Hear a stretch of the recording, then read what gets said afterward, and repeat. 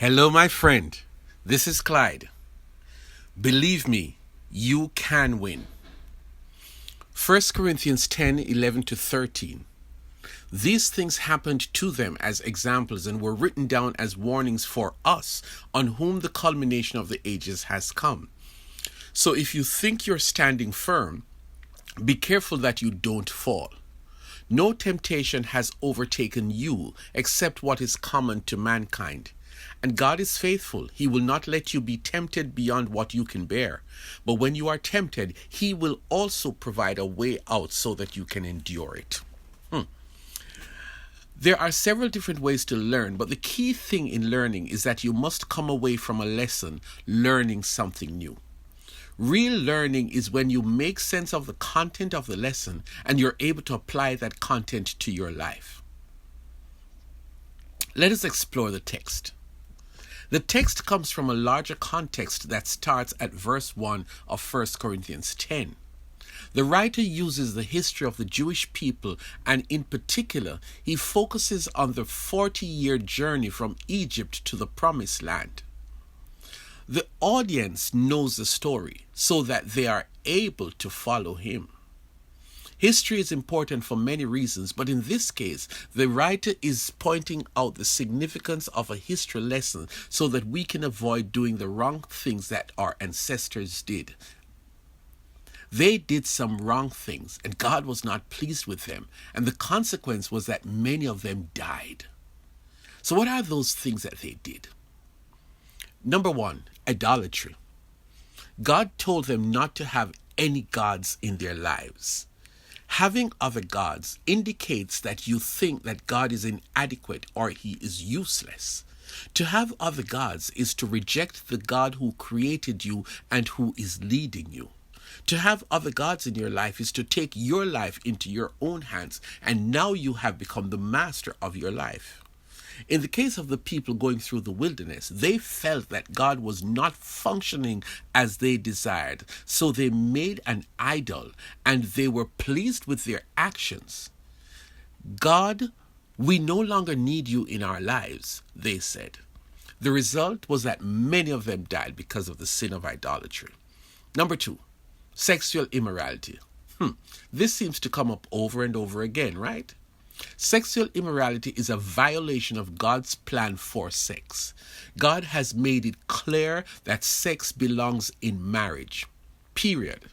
Anything outside of that frame, He calls it immoral.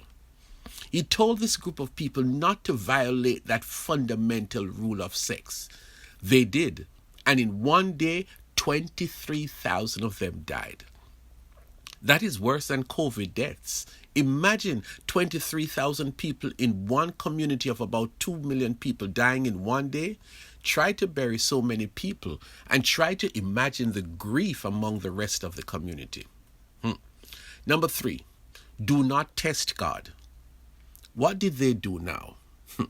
The people got so impatient with how long and how difficult the journey was, and so they started to complain about Moses and complain about God. Did you hear? They complained about Moses, the man who God chose to lead them, and they complained about God Himself. They argued with Moses about bringing them into the wilderness to die, and the most horrendous thing is that they have no food, they have no water, they hated the boring manna that God sent them every day. The result? God sent snakes in their community, and many of them died. Last big sin, grumble. To grumble against God is a passive way of complaining. Loud enough so you can hear yourself, but not loud enough that you think God can't hear.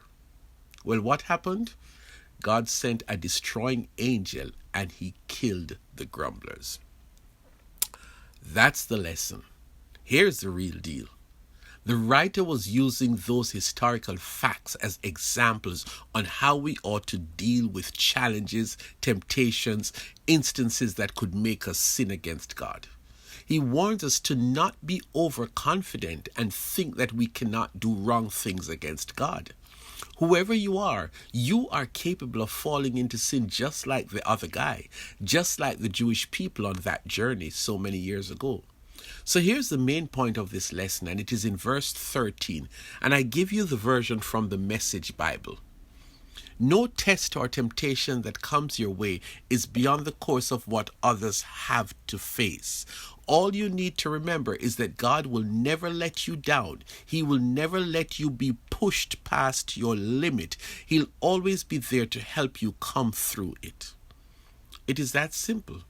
Any temptation that you face, anything, know that it is not unique to you, but know that God knows what you face, and He will not let the temptation get the better of you.